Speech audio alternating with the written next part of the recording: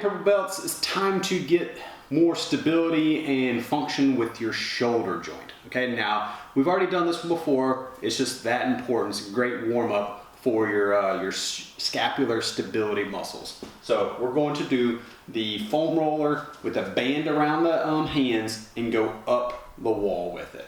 So you can either use this one and triple it up, double it up kind of thing, so you have that position, or Haley already has the one already around her wrists. So remember, with this one, we're separating that wrist and then just going up and down on the foam roller.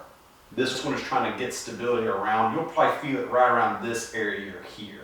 Okay, so you're getting that scapula to actually translate this way, because when you raise your arm, it can't just stay fixated, it actually has to rotate, but can it build stability at the same time? If your posterior capsule is really, really locked up, say one arm is, whenever you're going, it's like starting to really kind of wing out a little bit, that's the one you really need to focus on, say with some mobility work, with that posterior shoulder, open up the lats a little bit more, okay? So remember, do, say 10, 15 reps of this, nice and slow, push out with those hands and go up and down. All right, so for those people who lack shoulder stability when they're doing deadlifts, so what that means is whenever they're picking it up, they round quite a bit. A lot of times when you're doing the deadlift, that's gonna be your break in posture, or mechanics when you're doing it. Your legs are typically strong enough to do it. You just round quite a bit. We're gonna use a band, and what we're going to do, kind of like whenever you put a band around your knees, you push your knees out to get good knee and leg stability, we're gonna do the same thing with your arms. You're gonna put your arm through it, good, and it should kind of round you forward, kind of make you have turtle posture. So guess what? I want you to pull against it, all right? So this is mainly just trying to get your scapula to stay engaged. Then she's gonna take the normal deadlift posture that we've had, shoulders back, core tight, bend in the knee, bring that leg back, or the hip hinge back, good, and then come back up. See how she's stiff in this shoulder blade area? This is a great way, no matter bar, kettlebell, single arm kettlebell, whatever, to work on shoulder posture, that mid-back stiffness, keeping the neck to chin down, head back, core tight. Try this one too if you're having issues.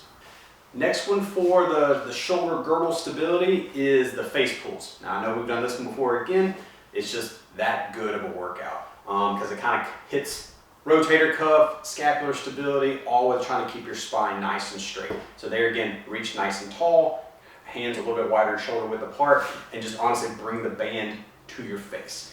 Really trying to isolate the contraction here at the bottom part of the scapula area. So there again, you can do this at the gym, which is a great one. Just use the tricep rope to just come straight to your face. Remember, do about 10, 15 of these bad boys. For this next one, this one is definitely more of a workout and functional movement rehab all in one. So we're gonna use the lovely kettlebell.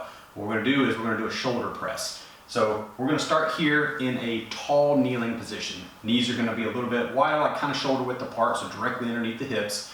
What you're gonna do is make sure your core is nice and tight. Haley's gonna bring it here in a starting position. She's gonna do it the traditional kettlebell way. The kettlebell is kind of resting into this little V of the arm area. And what she's gonna do is keep the wrist nice and straight. It's not gonna be bent back. And what she's gonna do is push straight over the head.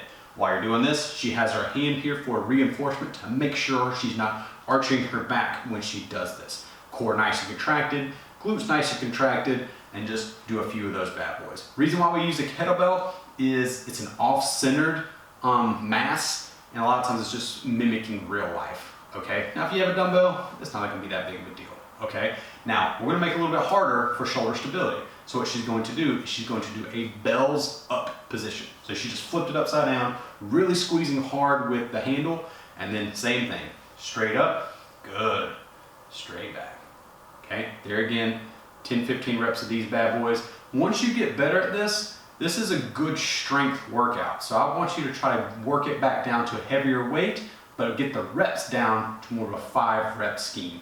Depends on the sets that you want to do. If you want to make it harder, you can do 5 sets of 5. If you want to start off with 3 sets of 5, that's okay. This is a good strength move. Next progression of this is she can go back to the normal one. Okay, she's going to do a half kneeling. She's going to be getting a lunge. Make sure you activate that ground with the foot. Try to get that arch engaged. A lot of times I like to put my toe on the ground with the bottom one too, just to kind of tighten up everything in the ground. Okay, same thing. Core nice and tight, glutes tight, press up, and then pull it back down. Perfect. You can do the bells up position too. Now the next progression to this is of course a standing one. So we're going to stand up.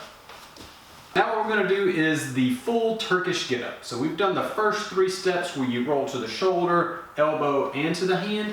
There's 7 steps. We're going to break them down for you. So remember, if you're going to be having the kettlebell hand on this side, you actually bend the same knee because you're going to roll to that side. You roll over, grab it with the kettlebell with the handles, tight to your chest, roll back over, push up, okay, straighten the wrist. Now she's going to roll to her shoulder. Step 1, good. Then when you go to step 2, nice fluid movement. You don't have to pause, just keep on going to shoulder, good, to the elbow.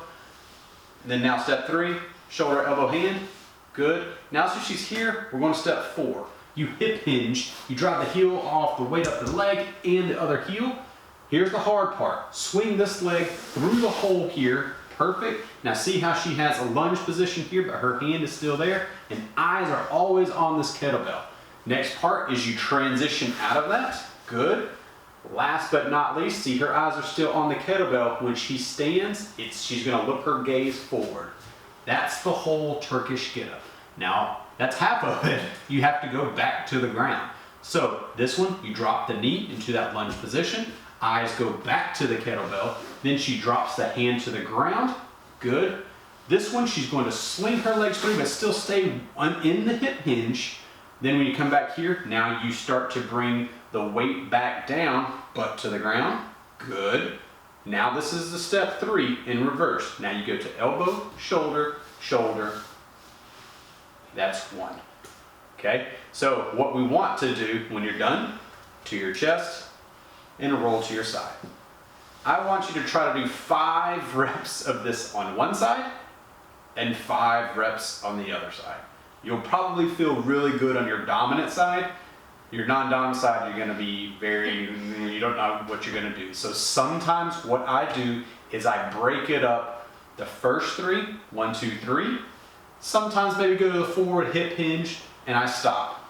Then I start the standing part. Work on trying to go to the lunge, bring the hand down, and then go into there. Just that transition phase is sometimes tough. So take it slow. This one's a tough one. It looks easier than what it actually is because once you start getting some decent weight, this is a full body workout. So enjoy your Turkish get up.